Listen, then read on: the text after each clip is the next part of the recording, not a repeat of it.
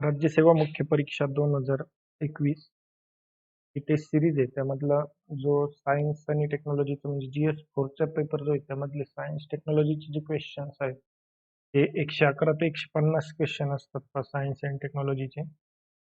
तर दुसऱ्या टेस्टचे हे जे प्रश्न आहेत त्याचा आपण डिस्कशन पाहू. तर काय प्रश्न क्रमांक 71 काय आहे, 111 काय आहे की खालील विधानांचा विचार करा. पेट्रोलियम आणि नैसर्गिक वायूंचे मर्यादित साठे. का पेट्रोलियम आणि नैसर्गिक वायूचे मर्यादित साठे जलविद्युत प्रकल्पांवरील पर्यावरण संवर्धनाशी संबंधित प्रतिबंध. म्हणजे जे जलविद्युत प्रकल्प उभारले जातात तर पर्यावरण संवर्धनाशी संबंधित ज्या काही गोष्टी येतात त्याच्यामुळे बरेचसे प्रतिबंध येतात. कशात? तर जलविद्युत प्रकल्प उभे करण्यात. कुठले ते? तर समजा की इकॉलॉजिकल हे आहे, लॉस आहे. इकॉलॉजिकल लॉस म्हणजे कसा? तर एखाद्या ठिकाणी जर धरण बांधलं किंवा नदीचं पाणी अडवलं किंवा नदीचा प्रवाह जर बदलला तर ह्या गोष्टींमुळे काय होतं की तिथली इकॉलॉजी जी आहे, जी परिस्थितिकी किंवा परिसंस्था ज्या आहेत तिथल्या, तर यांच्यामध्ये बदल होतो. तर म्हणजे हे काय झालं, इकॉलॉजिकल लॉसेस झाले हे. म्हणजे याच्या संबंधित जे काय आहे की किंवा डिफॉरेस्टेशन करावं लागतं, वृक्षतोड करावी लागते. तर त्याच्या संबंधित येणारे हे प्रतिबंध. त्यानंतर काय की अणुऊर्जे संबंधित राजकीय आणि भौगोलिक धारणा. तर राजकीय आणि भौगोलिक धारणा काय? बरोबर आहे की राजकीय धारणा वेगवेगळ्या आहेत, भौगोलिक वेगळ्या आहेत की अणुऊर्जेचा वापर करावा की न करू नये ह्या संबंधितले जे वेगवेगळे राजकीय मत आहेत तर हे तिथं येतात. आता आणि चौथं काय, जीवनमान सुधारण्याचा ध्यास. वरीलपैकी कोणते विधान किंवा विधान हे भारतातील ऊर्जा क्षेत्राचे कोळशावर जास्त अवलंबित्व असण्याचे प्रत्यक्ष किंवा थेट कारण किंवा कारणे आहेत? आता हे कशावरच्याही अवलंबित्वाबद्दल जर विचारलं, प्रत्यक्ष किंवा थेट कारण जर म्हटलं तर जीवनमान सुधारण्याचा ध्यास त्यामध्ये येत नाही. हे प्रत्यक्ष कारण नाहीये कोळशावरील अवलंबित्वाचं. हे काय आहे? अप्रत्यक्ष कारण आहे. जीवनमान सुधारण्यासाठीचा ध्यास जो आहे, ह्या ध्यासातूनच ऊर्जा निर्मिती केली जाते. ऊर्जा निर्मिती त्यातूनच होते. आणि पण प्रत्यक्ष कारण काय आहे? तर हे वरचे जे 3 विधान आहेत, पेट्रोलियम, नैसर्गिक वायूचे मर्यादित साठे असणं, जलविद्युत प्रकल्पावरील जे संबंधित प्रतिबंध आहेत ते पर्यावरणाचे संवर्धनाशी संबंधित आणि अणुऊर्जे संबंधित राजकीय भौगोलिक धारणा. याच्यामुळे काय होतं की अणुऊर्जेची मोठ्या प्रमाणावर निर्मिती केली जात नाही. म्हणून काय होतंय तर कोळशावर जास्त अवलंबित्व निर्माण होतंय. म्हणून काय पर्याय क्रमांक 2 काय आहे? अ, ब, क उत्तर आहे. आता याच्यात काय आहे की जवळजवळ जी आपली काय 55% ची ऊर्जा गरज आहे, 55% ऊर्जा गरज ही काय कोळशापासून भागवली जाते. कोल एनर्जी जे म्हणतो आपण किंवा कोळशापासून बनवलेली जी ऊर्जा आहे याच्यापैकी 55% ऊर्जा गरज कोळसा आधारित आहे. आता यात एक कन्सेप्ट आहे, म्हणजे काय की commercial primary energy consumption. Commercial primary energy consumption. तर हे काय आहे, ही जी आहे आपली भारताची आहे. तर जर मागच्या जर 4 दशकांचा विचार केला आपण, जर साधारण 1980 पासून ही जवळजवळ काय झाली, 700% आपली काय आहे जी ऊर्जा गरज आहे, कमर्शियल प्रायमरी एनर्जी कन्झम्पशन जे आहे आपलं, हे जवळजवळ 700% वाढलंय. कधीपासून? 1980s पासून. आणि ही किती आपली सध्या जवळ तर 350 किलो जूल पर इयर एवढं आपलं काय primary commercial primary energy consumption. तर ही जी जास्त ऊर्जा आहे, ही जास्त ऊर्जा गरज जी आहे किंवा ऊर्जेची गरज वाढीची जी काय कारणे येतं, ऑब्विस पहिलं कारण काय की वाढती लोकसंख्या. लोकसंख्या वाढल्यामुळे काय होतंय, ऊर्जेची गरज वाढत चाललेली आहे. त्यानंतर काय, अर्थव्यवस्था आहे आपली, अर्थव्यवस्थेचं विस्तारीकरण, अर्थव्यवस्थेचे विस्तारीकरण. आणि नंतर काय, तर गुणवत्तापूर्ण जीवनाचा ध्यास. हा पूर्ण जीवनाचा ध्यास. तर हे ज्या काही गोष्टी इथं हे काय आहे, तर ऊर्जा गरज वाढ का होतीये? त्या गरज वाढ त्याची हे कारण आहेत. कोणते? वाढती लोकसंख्या, अर्थव्यवस्थेचे विस्तारीकरण आणि गुणवत्तापूर्ण जीवनाचा ध्यास. तर आता हे इथं ऑप्शन दिलेलं आहे पहा, जीवनमान सुधारण्याचा ध्यास. पण आपल्याला विचारलेलं काय? प्रत्यक्ष किंवा थेट कारण विचारलेली इथं. तसंच कोळशावरचं जे अवलंबित्व आहे आपलं कोळशावर, याची कारण काय आहेत? तर पेट्रोलियम आणि नैसर्गिक वायूचे मर्यादित साठे.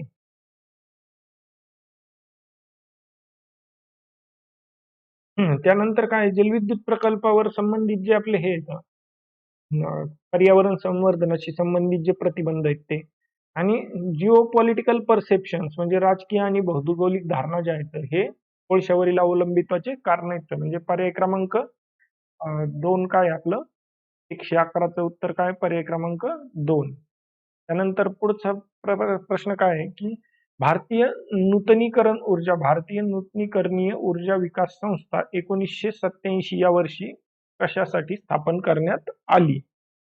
तर ही जे आहे, ही कशात आली? तर आर्थिक पाठिंबा देणे. कशाला? नूतनीकरणीय ऊर्जा क्षेत्रास आर्थिक पाठिंबा देणे आणि त्याची कार्यक्षमता वाढवणे. तरी याच्यासाठी काय केलं? 1987 साली भारतीय नूतनीकरणीय ऊर्जा विकास संस्थेची स्थापना करण्यात आली. ते commission for additional sources of energy होतं. हे कशाच्या बेसिसवर आलं होतं पहा? 1981. कधी?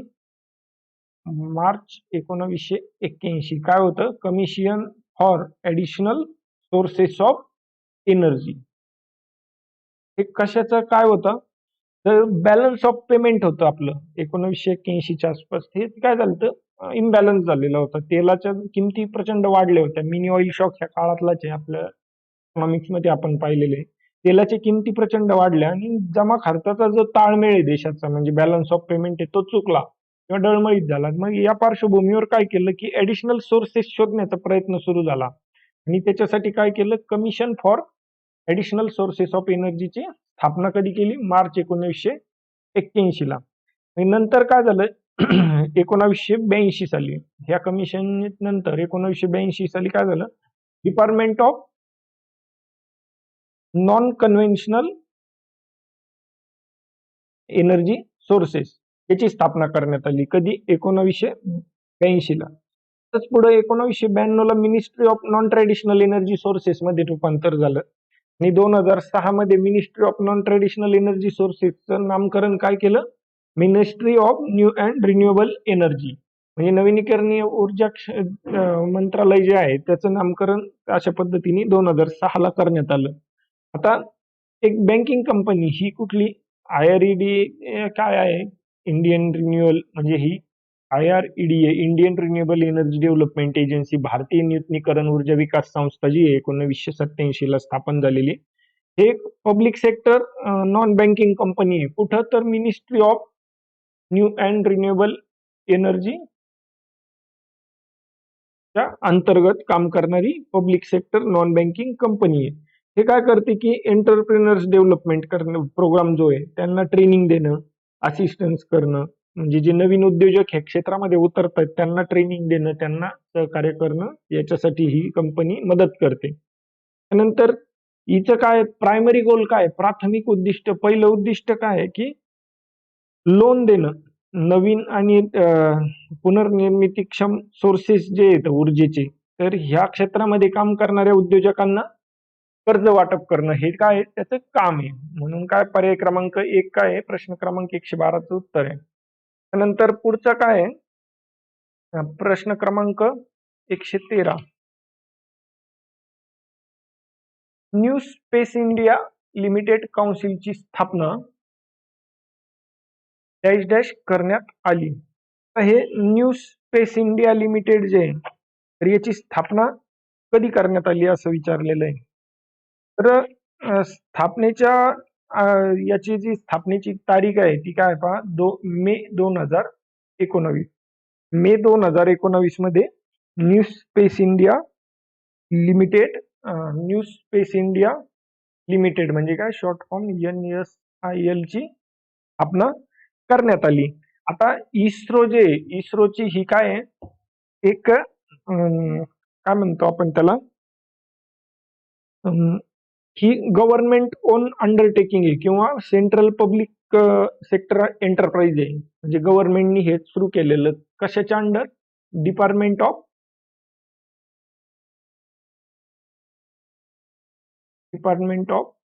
स्पेस. डिपार्टमेंट ऑफ स्पेस च्या अंतर्गत हे सुरू केलेली एक सेंट्रल पब्लिक सेक्टर एंटरप्राइज आहे. तर हे काय करणार आहे, जे वेगवेगळे स्पेस प्रोडक्ट्स आहेत पहा, म्हणजे कुठले तर launch vehicle, transfer technology, marketing, space प्रोडक्ट्सचं मार्केटिंग, ह्या ज्या सगळ्या गोष्टी इथं याच्यासाठी ही न्यू स्पेस इंडिया लिमिटेड काउन्सिलची स्थापना करण्यात आली. आता पूर्वी काय होतं, एंट्रिक्स म्हणून एक संस्था होती, अंतरिक्ष पण म्हणायचे याला, एंट्रिक्स अशी एक संस्था होती. कशासाठी होती? तर हे इस्रोचं एक कमर्शियल आर्म होतं, म्हणजे कमर्शियल विंग होती ही इस्रोची. तर कोणती? Antrix corporation limited. आणि हे काय करायचं? फॉरेन मार्केट्स पाहायचं, परकीय बाजारात पाहायचं, म्हणजे इतर देशांचं जे असायचं काय की कुणाचे उपग्रह वगैरे आपल्या लॉन्च व्हेकल सोबत आपण जे सोडतो, तर हे कमर्शियल गोष्टी एंट्रिक्स पाहायचं पूर्वी. तर मग नंतर काय झालं की इंडस्ट्री, प्रायव्हेट इंडस्ट्री सोबत गव्हर्नमेंटनी कोलॅबोरेशन ज्यावेळेस सुरू केलं, त्यावेळेस त्यांनी काय केलं, मे 2019 ला इस्रोचा जो रिसर्च आहे त्याला मॉनिटाईज करण्यासाठी, त्याच्यापासून इन्कम मिळवण्यासाठी न्यू स्पेस इंडिया लिमिटेड काउन्सिलची स्थापना कधी केली? मे 2019 ला. काय आहे? पर्याय क्रमांक 2.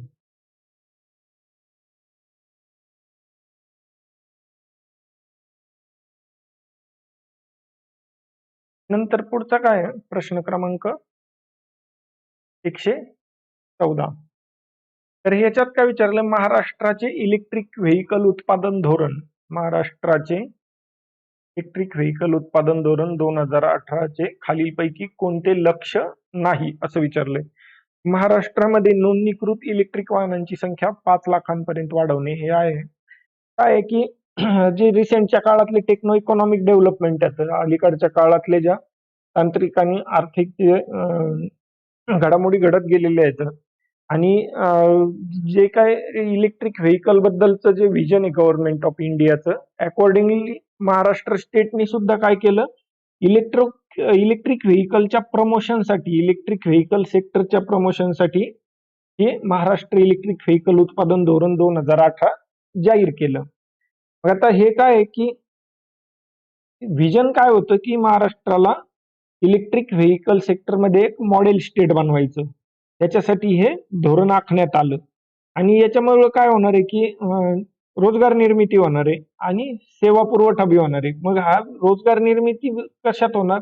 तर एक मॅन्युफॅक्चरिंग सेक्टरमध्ये बी होणार, निर्मिती क्षेत्रामध्ये पण होणार आणि सेवा क्षेत्रामध्ये पण होणार. मग यांनी काय केलं होतं की टार्गेट ठेवले होते पॉलिसीनी 2018चे की increase in number of electric vehicles registered in Maharashtra to 5 lakh, म्हणजे 5 लाखापर्यंत काय करायचं होतं, रजिस्टर्ड म्हणजे नोंदणीकृत इलेक्ट्रिक वाहनांची संख्या 5 लाखापर्यंत वाढवणे. त्यानंतर दुसरं काय होतं की 25,000 कोटीची तरतूद केली होती याच्यासाठी, ह्या क्षेत्रात इलेक्ट्रिक वाहनाच्या क्षेत्रात काय करायचं, 25,000 कोटीची इन्व्हेस्टमेंट करायची आणि जॉब निर्मिती करायची. किती? तर 1 लाख जॉब निर्माण करायचे. त्याला लक्ष नाही विचारलं होतं, 5 लाख दिले, ते हे विधान चुकीचं आहे. 1 लाख जॉब निर्माण करण्याची ते हे होती, टार्गेट होतं. म्हणून काय ऑप्शन क्रमांक 2 हे काय आहे आन्सर. नंतर प्रश्न क्रमांक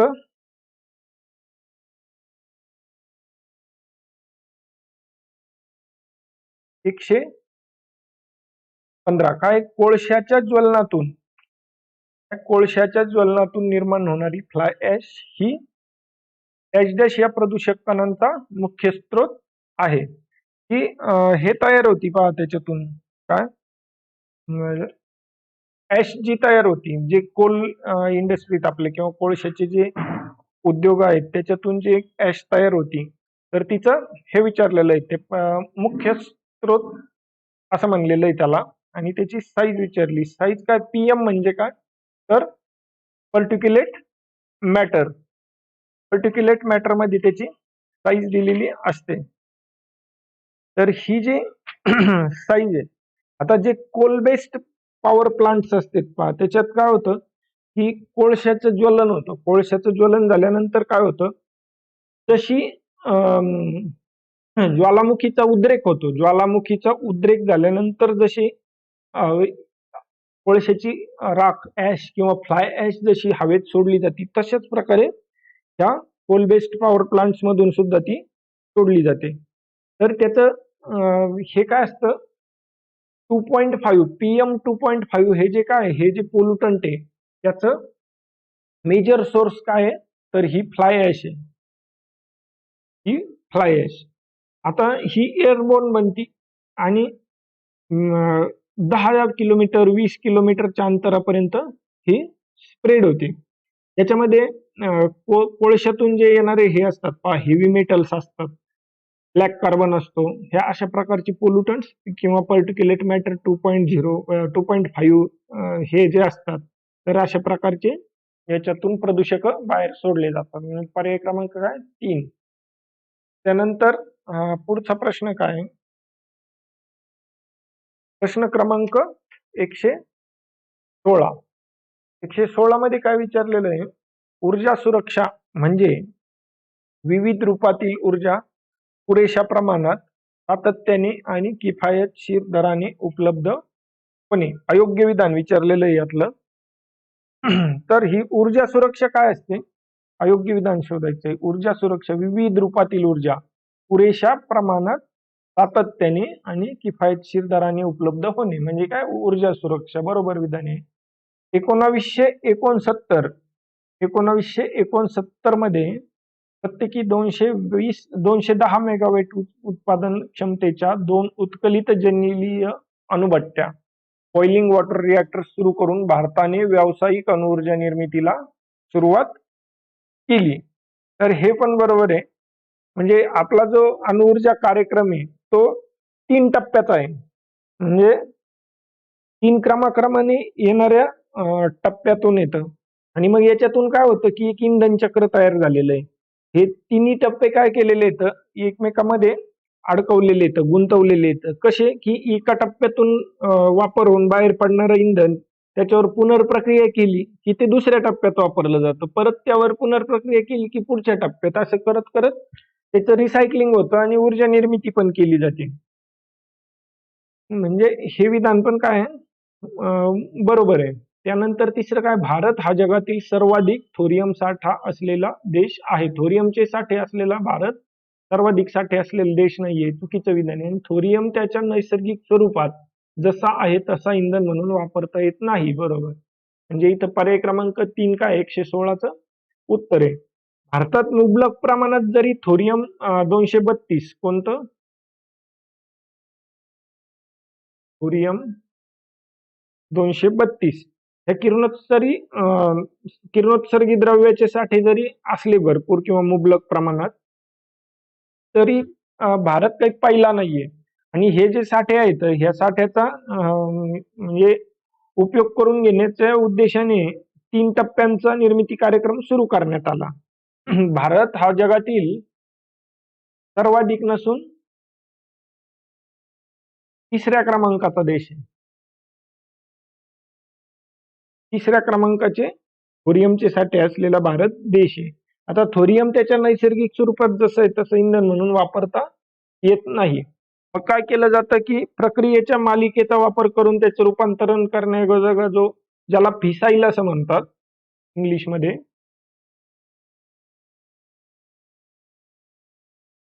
फिसाईल स्वरूपात त्याचं कन्व्हर्जन केलं जातं. तर हे आपलं काय आहे, विधान क्रमांक 3 तर काय आहे, चुकीचे, कारण तिसऱ्या क्रमांकाचा देश आहे. नंतर प्रश्न क्रमांक 117, पंचवार्षिक डॅश डॅश पंचवार्षिक योजनेमध्ये पहिल्यांदाच, कोणत्या पंचवार्षिक योजनेमध्ये पहिल्यांदाच आपत्ती व्यवस्थापन प्रकरणाचा समावेश करण्यात आला. तर ही कोणती योजना होती, 10वी योजना होती. तर याचं काय होतं की आपत्ती व्यवस्थापन कसं करायचं, तर आपत्ती व्यवस्थापन NDMA ची स्थापना करण्यात आली 2005 ला. तर सर्वांनी मिळून एम्पॉवरिंग ऑल स्टेक होल्डर्स म्हणजे सगळ्याला एम्पॉवर करायचं, सक्षम करायचं. कशासाठी? तर डिझास्टर मॅनेजमेंटचा इफेक्टिव्हनेस वाढवण्यासाठी.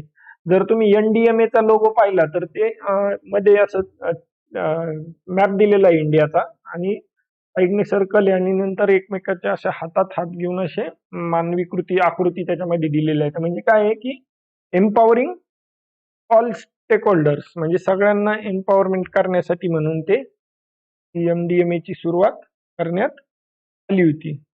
त्यानंतर प्रश्न क्रमांक 118 काय आहे पुढचा की पोलिओ, गोवर, गलगंड, रुबेला, कांजण्या.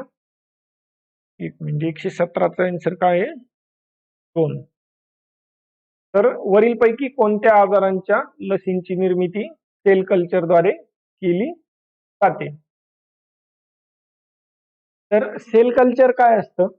ही सेल असते, एखादी स्पेसिफिक सेल असते आणि तिला कंट्रोल्ड कंडिशन मध्ये ग्रो केलं जातं. आउट ऑफ नॅचरल एन्व्हायरमेंट, नैसर्गिक पर्यावरणाच्या बाहेर त्यांना ग्रो केलं जातं. त्याला काय म्हणतात? सेल कल्चर म्हणतात. तर हे जे सगळेच आहेत पोलिओ, गोवर, गलगंड, कांजण्या, रुबेला हे सर्वच काय येतं? सेल कल्चरनी द्वारे निर्मित केल्या जाणाऱ्या ह्या लसी आहेत. त्यानंतर पुढचा काय प्रश्न क्रमांक 119. यात काय विचारलं? डॅश डॅश हे जगातील सर्वात मोठे नेटवर्क आहे. तर फेसबुक, सुपर कम्प्युटर, इंटरनेट आणि वेब असं विचारलेलं आहे. सुपर कम्प्युटर्स काय आहेत की हे जे जगातला सगळ्यात जास्त शक्तिशाली कम्प्युटरचा प्रकार आहे हा.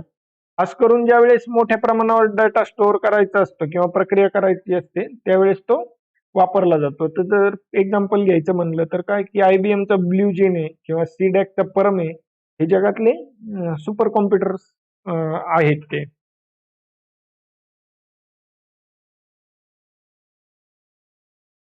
तर याचा हे काय आहे? सुपर सॉरी इंटरनेट हे काय आहे याचं?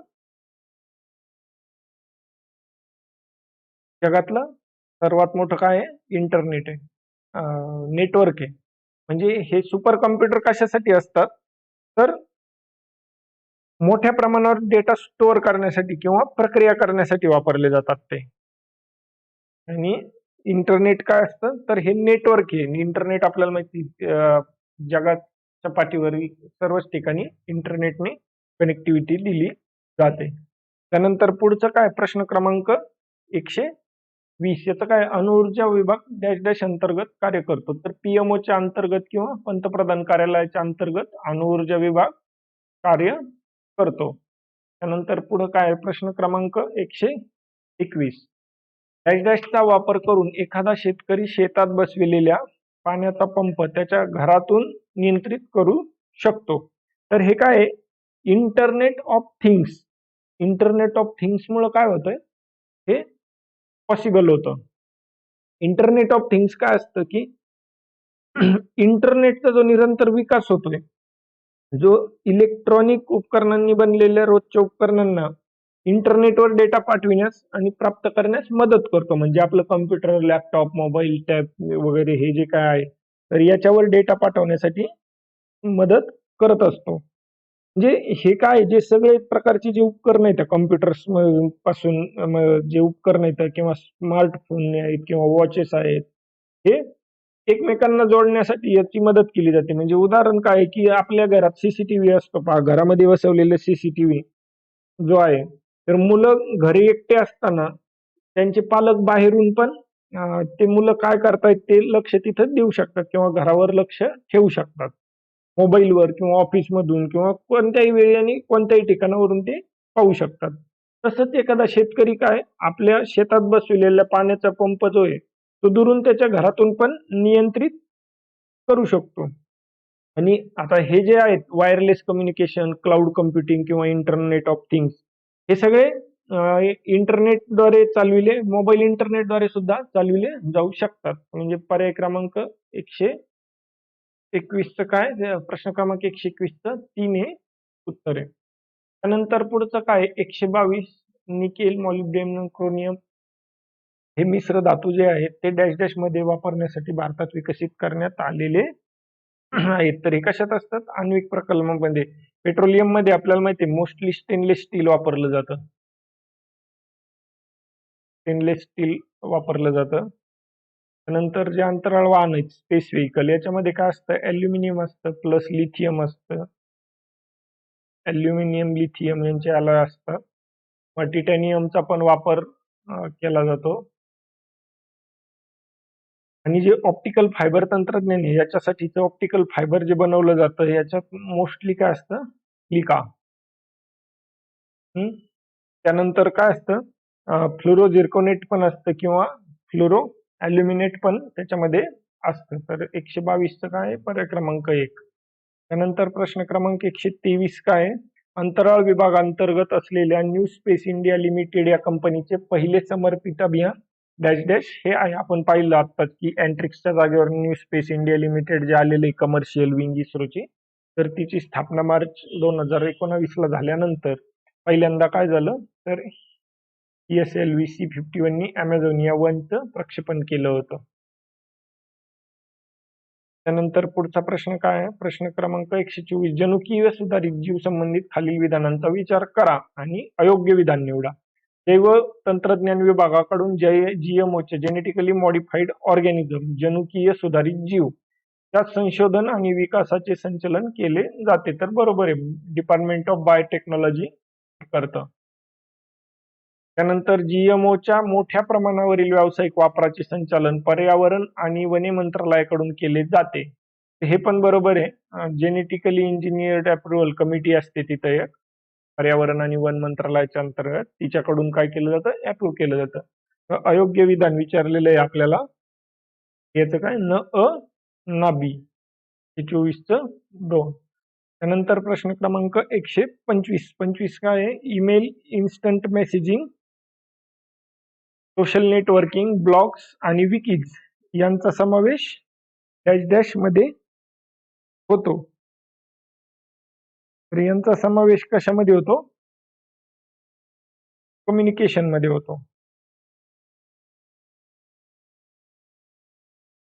जे कम्युनिकेशनचे आपले जे काय ऍप असतात पहा, याच्यामध्ये हे केलं जातं. आणखी काय असतं याच्यात? मायक्रो ब्लॉग्स असतात, वेबकास्ट असतात, पॉडकास्ट असतात. हे सगळं काय तर किंवा टेक्स्ट मेसेजिंग सुद्धा आलं. हे सगळं त्याच्यामध्ये येतं. त्यानंतर पुढचा काय? प्रश्न क्रमांक 126. जोड्या जुळवायच्या सांगितलेल्या आहेत. किण्वन, अन्न आणि सूक्ष्मजीव. तर कशापासून काय केलं जातं?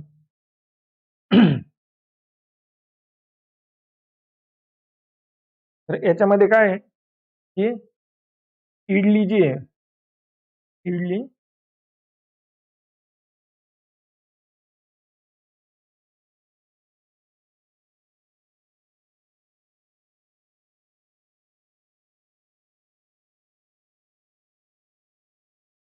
हे अशा पद्धतीने त्याचे जे आहेत हे मायक्रो ऑर्गॅनिझम्स जे आहेत हे ही प्रोसेस जी आहे फर्मेंटेशन प्रोसेस, हे फर्मेंटेशन प्रोसेस घडून आणण्यासाठी कारणीभूत असलेले हे काय येतं?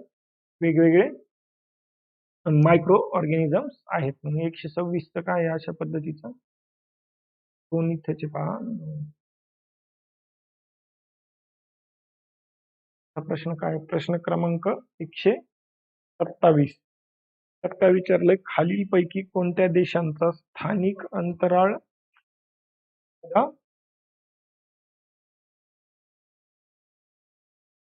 नाही? जे स्थानिक अंतराळ कायदे जे आहेत स्वतःचे, तर ते खालीलपैकी कोणत्या देशाचा नाही? कोणकोणत्या देशांचा नाही असं विचारलेलं आहे. तर याच्यामध्ये काय आहे? जे भारत आणि चायना, चीन हे 2 देश जे आहेत त्यांचा स्थानिक अंतराळ कायदा नाहीये. नंतर पुढचा प्रश्न काय? प्रश्न क्रमांक 128. महापुराचे कोणते धोके नाही असं विचारलेलं आहे. इथं धोके विचारलेले आहेत आणि नाहीत म्हटलंय. मानवी जीवनाचा धोका असतोच, शेतजमिनीची हानी होते, जमिनीत अन्नद्रव्य मिसळणे हे घडतं, पण हा धोका नाहीये. धोका नाहीये.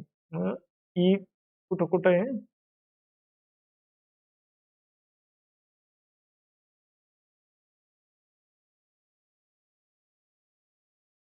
इथं आहे पहा ही, इथं पण, इथं पण. त्यानंतर आजारांचा प्रसार होतो.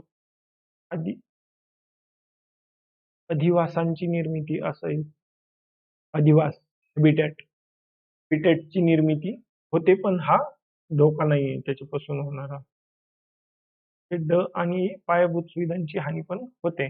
ड आणि ह्याचे काय येतं पर्याय. त्यानंतर पुढचा प्रश्न काय आहे? प्रश्न क्रमांक 129. अंतराळ तंत्रज्ञानाचा ईशान्य भारतात वापर करण्यासाठी अंतराळ विभाग आणि ईशान्य भारत परिषदेने एकत्रितपणे उत्तर पूर्व अंतराळ अनुप्रयोगाची डॅश डॅश येथे स्थापना केली. तर ती कुठे केलेली आहे? शिलाँगला केलेली, मेघालय. नंतर पुढचा पर्याय काय आहे? प्रश्न क्रमांक 130. तर जे लॉकडाऊन झालं होतं पहा मागच्या मध्ये 2020 मध्ये कोविडच्या पार्श्वभूमीवर, तर वर्क फ्रॉम होम हा एक कन्सेप्ट आला. तर त्याच्यात काय झालं की लॉकडाऊनवर ते जवळपास 3 कोटी लोकांनी झूम ऍप डाउनलोड केलं होतं. तर पूर्वी तर हे होतेच, पण त्यातली त्यात याच्या वापरामध्ये काही टक्क्यांनी वाढ झाली. तर ती किती होती? तर त्याच्याबद्दल विचारलेलं एक सर्वेक्षण झालं आणि या सर्वेक्षणमध्ये असं दिसून आलं की टाळेबंदीच्या काळात, कोविडच्या काळात याच्यामध्ये वाढ झाली. तर किती झाली होती?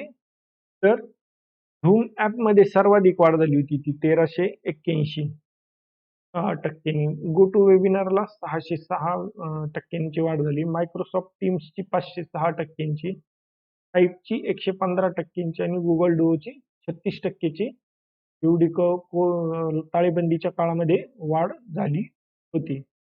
पर्याय क्रमांक 3 काय याचं आन्सर. त्यानंतर पर्याय क्रमांक, प्रश्न क्रमांक 131. राष्ट्रीय आपत्ती व्यवस्थापन संस्था, राष्ट्रीय आपत्ती व्यवस्थापन संस्था ही आहे डॅश डॅशच्या अंतर्गत काम करते. कुणाच्या? गृह मंत्रालयाच्या. त्याचे अध्यक्ष कोण असते त्या संस्थेचे? तर गृहमंत्री असतात. कोणते? केंद्रीय. आणि NDMA जे असतं पहा, नॅशनल डिझास्टर मॅनेजमेंट अथॉरिटी, तर याचे कोण असतात? पंतप्रधान. नंतर प्रश्न क्रमांक 132. 132 काय आहे? डॅश डॅशचे उष्मांक मूल्य सर्व इंधनांमध्ये सर्वाधिक आहे. तर याच्यामध्ये सर्वाधिक कशाचं? हायड्रोजनचं उष्मांक मूल्य आहे. हे सर्व इंधनांमध्ये, म्हणजे खाली जे इंधन दिलेले आहेत याच्यापैकी उष्मांक मूल्य अधिक कशाचं आहे? तर हायड्रोजनचं आहे. उष्मांक मूल्य कोलचं किती असतं पहा, कोळसा जो आहे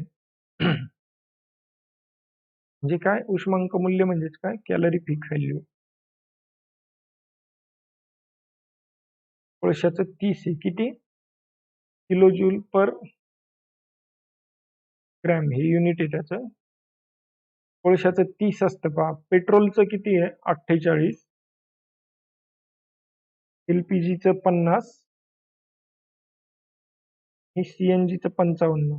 पण हेच हायड्रोजनचं किती आहे? 150. कॅलरीफिक व्हॅल्यू म्हणजे काय असतं, किंवा उष्मांक मूल्य काय असतं? तर किलो जूल मध्ये तयार झालेली उष्णता असते ती. कधी? ज्यावेळेस 1 ग्रॅमचं फ्युएल जे असतं ते कम्प्लिटली ज्यावेळेस त्याचं ज्वलन होईल, ज्वलनानंतर काय तयार होतं? तर कार्बन डायऑक्साईड आणि पाणी त्याच्यापासून निर्माण होतं. तर 1 ग्रॅम वजनाचं इंधनाचं ज्यावेळेस पूर्ण ज्वलन होईल, त्याच्यापासून जेवढी किलो जूल मध्ये जेवढी उष्णता निर्माण होते तिला काय म्हणतात? उष्मांक मूल्य. किलो जूल मध्ये निर्माण होणारी उष्णता 1 ग्रॅमच्या ज्वलनातून, म्हणून हे किलो जूल पर ग्रॅम. म्हणजे काय? 132 तर 4. त्यानंतर पुढचं काय? प्रश्न क्रमांक 133. ओशियन थर्मल एनर्जी च्या निर्मितीसाठी उष्ण आणि थंड पाण्याच्या तापमानातील फरक कमीत कमी डॅश डॅश असावा लागतो. तर हा किती 20चा फरक त्यामध्ये असावा लागतो 20 डिग्रीचा. प्रश्न क्रमांक 134. फेम इंडिया ही योजना कशाच्या संबंधित आहे? तर फेम इंडिया जी योजना आहे काय आहे ती? तर हे national electric mobility mission plan आहे. तर त्याचा हा पार्ट आहे. काय? In India scheme. ही कशासाठी आहे? ते याचा लॉंग फॉर्म काय आहे? Faster adoption and manufacturing of electric vehicles in India. तर ही त्याच्यासाठीची स्कीम आहे. कशासाठी? विद्युत वाहनांचा वापर वाढवणे. त्यानंतर प्रश्न क्रमांक 135 काय आहे? राष्ट्रीय ग्रीडचा खालीलपैकी कोणता फायदा नाही? अधिक ऊर्जा किंवा अधिक वीज स्थैर्य, वीज खंड पडण्याचे प्रमाण कमी, विजेची अधिक चांगली उपलब्धता आणि ऊर्जेचा कमी वापर. राष्ट्रीय ग्रीड म्हणजे नॅशनल ग्रीड जे नॅशनल ग्रीडची हे कशासाठी केलं? वन नेशन वन ग्रीड माहिती पहा तुम्हाला. तर हे काय आहे की ट्रान्समिशन वाढवण्यासाठी केलेलं आहे. आणि मग याच्यामुळे काय होणार आहे की ऊर्जा स्थैर्य मिळणार आहे. म्हणजे एका भागात जिथं ऊर्जा निर्मिती जास्त होते पण वापर कमी आहे, तिथून जिथं ऊर्जा निर्मिती कमी पण वापर जास्त आहे अशा ठिकाणी हे पाठवता येणार. त्याच्यामुळे ऊर्जा स्थैर्य निर्माण होणार. वीज खंड पडण्याचं प्रमाण त्याच्यामुळे कमी होणार आहे आणि चांगली उपलब्धता असेल. त्यामुळे ऊर्जेचा वापर कमी नाही होणार आहे. त्यामुळे पर्याय 4 त्याचा आन्सर नाही. फायदा नाही विचारलंय म्हणून पर्याय क्रमांक 4. त्याच्यानंतर प्रश्न क्रमांक 136. 136 काय आहे? खालीलपैकी कोणत्या घटनांमुळे कुडानकुलम हा प्रोजेक्ट काय झालं या अणुऊर्जा प्रकल्पाला विलंब झालेला आहे? तर जो कुडानकुलमचा जो प्रोजेक्ट आहे तो रशियाच्या मदतीने आपण करत होतो. तर त्याच्यात काय झालं की USSRचे जे तुकडे झाले त्याच्यामुळं सपोर्ट कमी झाला आणि स्थानिक जनतेकडून पण त्याला विरोध झालेला होता. तर हे काय पर्याय क्रमांक 4 काय आपलं तर आहे. नंतर पुढचा काय प्रश्न क्रमांक 137. अण्वस्त्र प्रसार बंदी.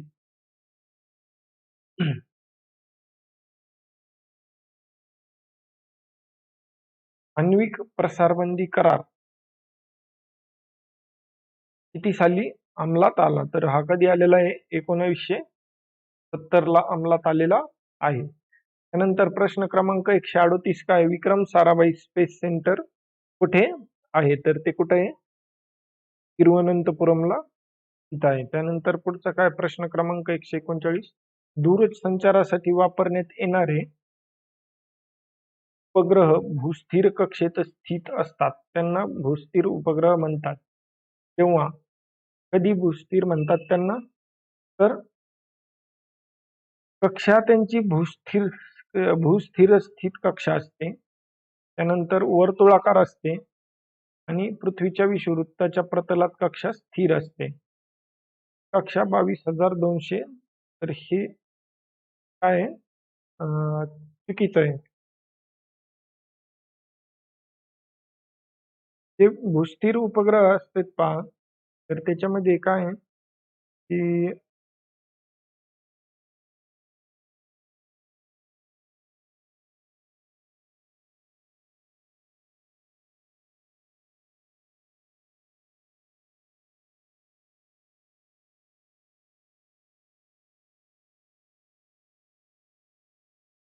भूस्थिर म्हणजे कोणते? तर जिओ स्टेशनरी ऑर्बिट मधले जे काय आपले सॅटेलाइट्स असतात तर ते त्यांच्याबद्दल विचारलेलं आहे. तर ते काय असतं? पर्याय क्रमांक काय आहे त्याचं? 1 हे आपलं काय आहे? उत्तर.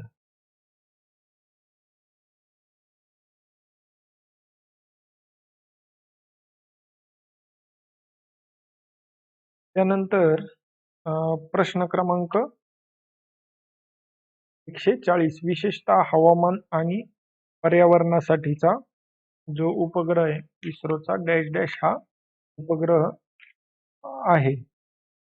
कोणता उपग्रह आहे विशेषतः कॅटसॅट 1 तो आहे. कॅटसॅट 1 हा कशासाठी विशेषतः हवामान आणि पर्यावरणासाठीचा उपग्रह आहे. पर्याय क्रमांक 2. त्यानंतर प्रश्न क्रमांक 141 काय आहे? भारत नेट प्रकल्प डॅश डॅश त्या दिवशी अंमलात आला.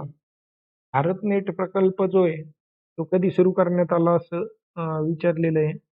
तर हा कधी सुरू करण्यात आला होता? 25 ऑक्टोबर 2011 मध्ये सुरू करण्यात आला होता. कधी? 25 ऑक्टोबर 2011. आणि गव्हर्नमेंट ऑफ इंडियानी सुरू केला होता. कशा अंतर्गत सुरू केला तर national optical fibre network initiative जे आहे याचं त्याला ते म्हणतात भारत नेट प्रकल्पाला. आणि इथं काय केलं होतं की 2.5 लाख ग्रामपंचायती ज्या आहेत त्यांना काय करायचं की ऑप्टिकल फायबर नेटवर्क कनेक्शन द्यायचं. त्याच्यासाठी हे प्रोजेक्ट सुरू करण्यात आला होता. त्यानंतर पुढचा काय प्रश्न क्रमांक खालीलपैकी कोणती विशेष सर्च इंजिन साईट आहे? म्हणजे कोणती स्पेसिफिक सर्च इंजिन साईट कोणती आहे असं विचारलेलं आहे. तर याच्यातली स्पेसिफिक कुठली आहे?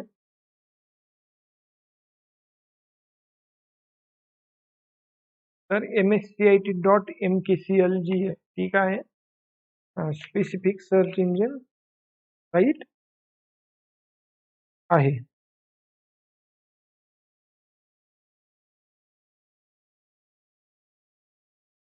म्हणजे याच्यातून काय होतं की आपण एका स्पेसिफिक साईटलाच जातो. म्हणजे विशिष्ट विषयाशी संबंधित असलेली जी माहिती आहे किंवा विशिष्ट विषयाची संबंधित माहिती याच्या असलेल्या वेबसाईटवर आपल्याला ज्यावेळेस लक्ष द्यायचंय त्यावेळेस काय केलं जातं? विशिष्ट सर्च इंजिनवर आपण जातो. याच्यामुळे काय होतं की आपलं शोध मर्यादित होतो, वेळ वाचते. त्यामुळे हे काय MSCIT MKCL काय विशिष्ट सर्च इंजिन साईट आहे. त्यानंतर पुढचा काय आहे? 43 डेटाबेस निर्माण करण्यासाठी त्यात सुधारणा आणि त्याला ऍक्सेस मिळविण्यासाठी वापरण्यात येणाऱ्या विशेष सॉफ्टवेअरला डॅश डॅश असे म्हणतात. Data integrity, real time processing, database management आणि डेटा मॅनिप्युलेशन. तर हे काय डेटा मॅनेजमेंट असं म्हणतात त्याला. रिअल टाइम प्रोसेसिंग काय असतं? ज्या वेळेस व्यवहार घडतो त्याच वेळेस डेटा पण प्रोसेस होतो. अशा वेळेस काय म्हटलं जातं त्याला? रिअल टाइम प्रोसेसिंग असं म्हटलं जातं. डेटाबेस मॅनेजमेंट काय असतं? ज्यावेळेस डेटाबेस निर्माण करण्यासाठी त्यात सुधारणा केली जाते तर त्याच्यासाठी जे आणि त्याला त्या डेटाला किंवा माहितीच्या याला ऍक्सेस मिळवण्यासाठी एक तयार केलं जातं एक विशेष सॉफ्टवेअर. त्याला काय म्हणतात? Database management. नंतर 144 काय बौद्धिक संपत्तीबद्दल खालील विधानांचा विचार करा आणि अयोग्य विधान निवडा. अयोग्य विधान विचारलेलं आहे. तर काय आहे? ही भौतिक आणि मूर्त, भौतिक नाही ही तर इंटेलेक्च्युअल आहे, बौद्धिक संपत्ती. त्यामुळे हेच अयोग्य विधान आहे. पर्याय क्रमांक 1. नंतर प्रश्न क्रमांक 145 काय आहे? ग्लायफॉसेटला सहनशील बनवण्यासाठी विविध पिकांमध्ये ॲग्रोबॅक्टेरियम स्पीसीजचा डॅश डॅश हा स्ट्रेन वापरला जातो. तर तो CP4 स्ट्रेन असतो त्यातला. क्रमांक 1. नंतर प्रश्न क्रमांक 146 पैकी काय आहे? खालीलपैकी कोणते देश मानवी जीनोम प्रकल्पाचे भाग नाही? तर नाहीत विचारलेले. रशिया आणि कॅनडा याचे भाग नाही आहेत. त्यानंतर प्रश्न क्रमांक 147 काय आहे?